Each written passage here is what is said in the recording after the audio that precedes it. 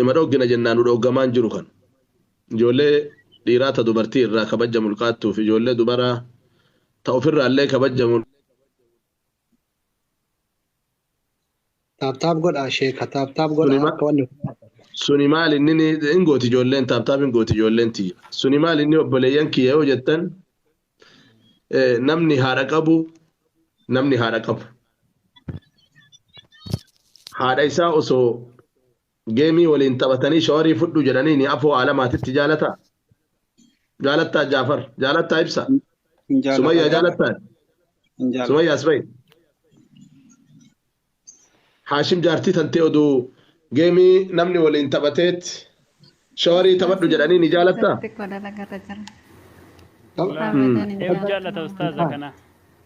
obboleettii teennaan odoo obboleettii isaatiin osoo gabbai dabbaa mudhisi fuudhaan girgidda deebi jedhanii ni jaalattanii obboleettii teessanii abadan aadaan hidha malee nam tokko rasuula rabbiitti dhufe alayhi salaatu wassalaam yaa rasuula allahi jedhee rasuulaan wama ati jette hunda itti amanaa jee rasuulaan madiinatti itti dhaqeeti albaaniin sa'ee jedhe hadiisichaan warri kuwwantu kullee wama ati jette maran dalagaa waa takkatti qofa naa hayyamisaniif dhufe hadha jeen suni maal inni jennaan awoo zina matana dalagaati zina intala takka jaaladheeti jeen awoo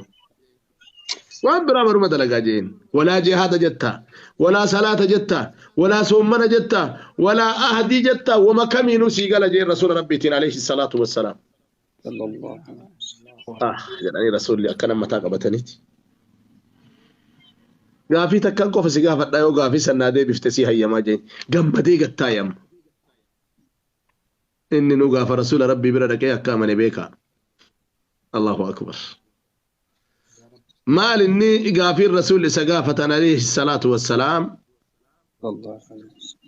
uduu obboleettii tanteetitti namni zinaa dalagee jaalattaa jedhaniin laa jedhe uduu haadhateetitti namni zinaa dalagee jaalattaa jennaan akkam haadhatiyya kabajaa irraa mulqan jedhe haadha manaa tantee osoo namni zinaa itti dalagee jaalattaa nan lubbuutiyyan nabaa jedhe ta waliin rafte suni haadhateetillee obboleettiteetillee haadha manaa tanteetillee beeki jedhanii akkuma waan jara waliin rafteetii jedhanii ni rifate kaa qaallichi boo ni boo'e kaa achuma dhiisee biraalite waan obboleettii teetiin hin jaalanne akkam obboleettii akiraa teetiin jaalatta waan haadha manaa tanteetiin hin jaalanne haadha manaa namaatiin akkam jedhat ijoolleen ati waliin hadha akkana ta'attu tun ijoolleen hadha ati kabaja irraa mulqaattu tun ijoolleen hadha si afootti kabajni irraa mulqamaaru mucattiin hadha kabaja ofirraa mulqaattu tun taboru haadha manaa taatu bultii ijaarachuuf deemti viidiyoo waraabamee dhiifame isii irratti dhiibbaa guddaa uumu yaa qaqqaaliiwwan kiyya